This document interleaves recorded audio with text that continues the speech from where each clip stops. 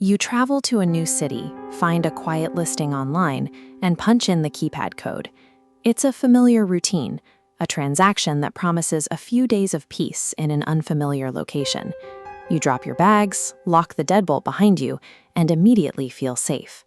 That heavy click at the front door creates a powerful psychological boundary.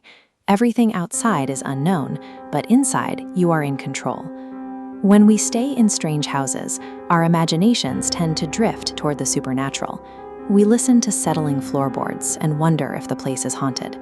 But ghosts and demons are distractions from a much more grounded reality, the threat of very real people who mean you harm. The ultimate terror of a short-term rental occurs in that sudden, quiet moment when you realize the predator never had to break in. They were already there, waiting for you to lock the door and settle in. A few years ago, a man traveling for work booked a secluded mountain home in the Adirondacks. It was autumn, and the surrounding wilderness was stunning. It was also completely removed from civilization. No neighbors, no passing traffic, just dense trees and quiet trails. From his first morning jog, he couldn't shake the sensation that he was being watched. He blamed it on city dweller anxiety and the normal creaks of an old wooden cabin. By the time he returned from a dinner in town that night, his nerves were so frayed that he methodically checked every single lock 3 times before trying to sleep. At midnight, unable to sleep, he walked downstairs for a cigarette. As he stepped toward the back deck, he noticed a shadow obstructing the moonlight in the kitchen. He flipped the light switch. Standing right there, staring silently at him, was a tall, heavily bearded man. The stranger lunged. A kitchen island provided just enough interference for the guest to sprint back to his bedroom, lock the door, and dial 911. While the dispatcher promised help, the man outside began violently beating the door, his fists literally splintering through the wood while screaming about how much he loved the person inside. Sirens echoed through the woods just as the intruder's hand broke through the door panel. Police tackled him in the hallway. When they contacted the property owner, the identity of the attacker was revealed. It was her unhinged ex-fiancé, armed with a kitchen knife. Then came the detail that turns a terrifying night into a permanent psychological scar. The police discovered a pile of empty beer cans and snack wrappers inside the bedroom closet. The ex-fiancé had been living inside that house for days. The guest's obsessive triple-checking of the exterior locks meant absolutely nothing. Not all threats wait in the deep woods. Another traveler booked a cozy suburban rental just 10 minutes away from an upcoming job interview. It was a normal neighborhood, and the host even let him check in early. At 11:30 p.m., the doorbell rang repeatedly.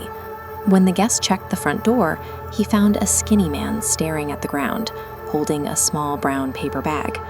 In a flat, monotone voice, the man claimed he had a pizza delivery for that exact address. The guest explicitly stated he hadn't ordered anything, but as he spoke, the stranger reached out and tried to pull the handle of the screen door.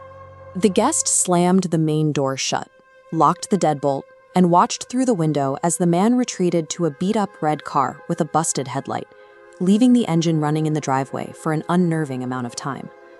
By 4 a.m., the guest packed up to leave, only to discover the front door was ajar, held closed only by the interior chain lock.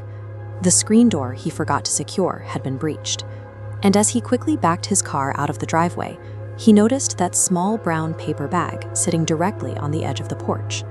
The brown bag served as a tactical prop. The delivery was a probe, designed to verify occupancy and test the response of whoever was inside. It reveals how quickly a guest can be targeted and mapped by local predators who monitor these listings, waiting for an easy victim to cycle through. A family of 4 found a great deal on a rental house nestled against a creek, just a short walk from the ocean. Everything seemed perfect until breakfast on the second day. The 8-year-old son, exhausted and terrified, confessed that he saw ghosts the night before. Shadows that crept out of the tree line, approached the house, and even waved at him through the glass. The parents gave him the standard, comforting talk. They assured him that ghosts aren't real, and reasoned that sleeping in a strange bed near the woods was just playing tricks on his imagination. The following night at 2:30 a.m., the boy shook his father awake.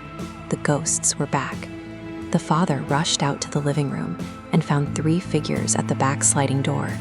They were wearing black hoodies and disturbing masks with bulging white eyes, violently yanking on the handle. While the teenage daughter called 911, the father grabbed a large walking stick and shouted at the figures. One of the masked men pulled out a knife and taunted the terrified family through the glass. Moments later, patrol cars flooded the street, and police officers tackled the individuals as they tried to sprint back toward the tree line. When the police pulled off the masks, there were no ghosts. It was 3 local men, ages 18 and 20, all carrying knives. Law enforcement explained that this gang specifically targeted out-of-town families staying at local rentals, assuming they carried cash and were easy victims. The little boy's instinct was perfectly accurate. He saw predators stalking his family in the dark. He just lacked the vocabulary to call them what they were. The physical threats in these situations were neutralized by police, but the psychological damage is permanent. Long after a family returns home from a disrupted vacation, they carry the acute anxiety of knowing how close they came to losing everything. The trauma outlasts the police report. These events revealed a reality of human predators. They operate with intent, monitoring routines, mapping out properties, and waiting for the right moment to strike while we settle into the comfort of a rented home. They don't just happen upon victims. They select locations and watch for a moment of vulnerability. So the next time you drop your bags at a weekend getaway, remember that sliding the deadbolt is only the first step. You have to check the windows, look inside the closets, and pay close attention to the shadows in the yard, because you never truly know who might be watching you, or who might already be inside.